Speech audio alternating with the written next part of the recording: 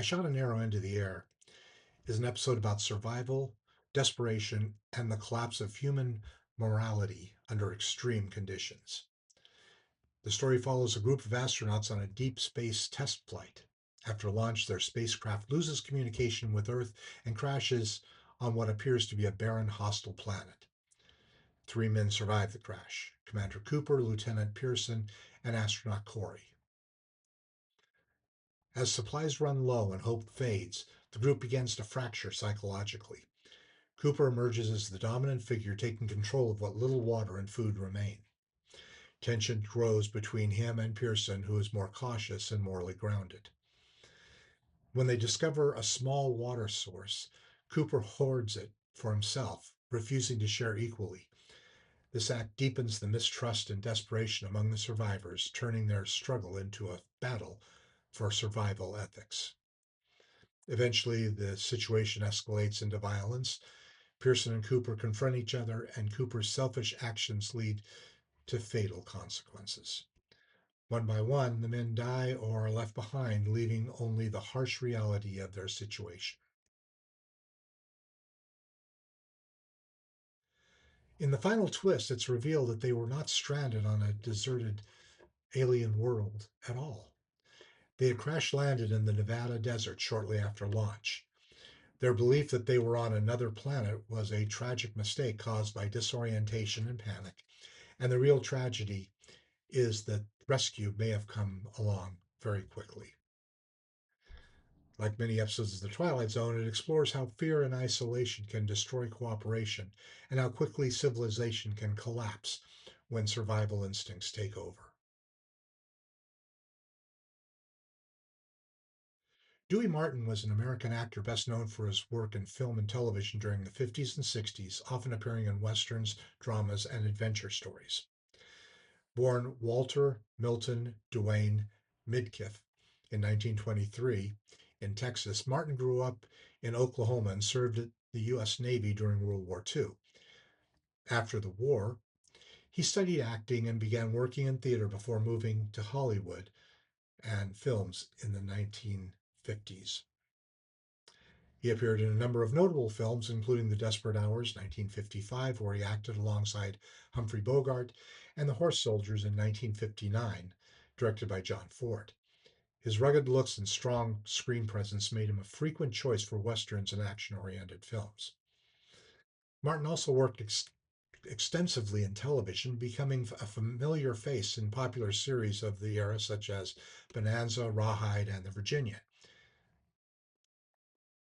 Outside of acting, Martin was also briefly involved in music and recording projects in the 1960s, though his primary career remained acting. He passed away in 2018 at the age of 94, remembered as a steady and recognizable character actor of mid-century American film and television. Edward Binns was an American stage, film, and television actor known for his steady career as a reliable character performer in dramatic roles. Born in 1916 in Philadelphia, Pennsylvania, Binns studied at Northwestern University before serving in the U.S. Army during World War II. After the war, he trained at the American Theater Wing and began working extensively in theater, including Broadway productions, before transitioning into film and television. He became widely recognized for portraying calm, authoritative, and professional characters, often lawyers, military officers, doctors, or judges.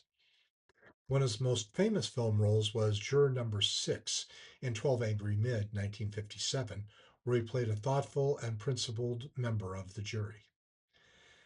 Binns also appeared in many television series throughout the 1950s through the 70s, including Perry Mason, The Defenders, Hawaii Five-O, and multiple appearances in The Twilight Zone. He continued acting steadily in later life, building a reputation as one of Hollywood's most dependable supporting actors. Binns died in 1990, leaving behind a long legacy of understated but essential performances across stage, film, and television. Ted Otis, or as he's referred in this one, Ted Otis Sr., was an American character actor best remembered for a handful of television appearances during the late 1950s and early 1960s, particularly in anthology and Western series. He was born in 1936 in New York, New York. Although he did not become a major Hollywood star, Otis earned recognition among classic TV fans through appearances in several well known series. He's best remembered for this episode of I Shot an Arrow into the Air. Other credits were One Step Beyond, The Rifleman, and Hands of a Stranger. Ted Otis Sr.'s screen career was relatively brief, but he remains memorable to viewers of early television because of his presence in suspenseful and science fiction anthology programs of the era.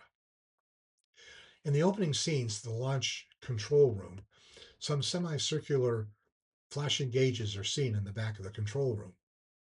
They're some of the gauges as seen as part of the Corral facility on Altair 4 in Forbidden Planet, of course.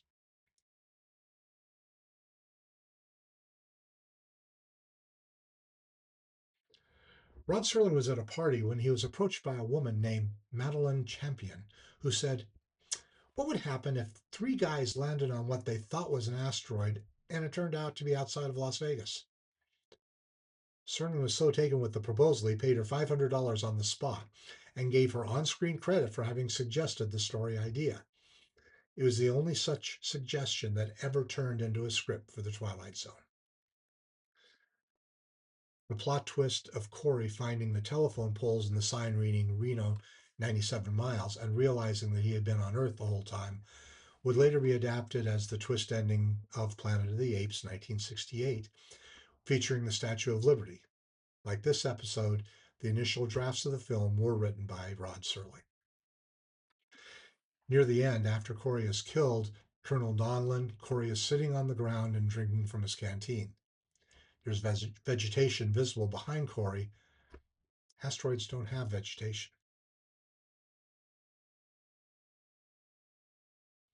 Although, in the long list of really amazing stories from the series, what's really fun with episodes like this is to rewatch and see how the twist ending is not projected to the audience until the very final moment.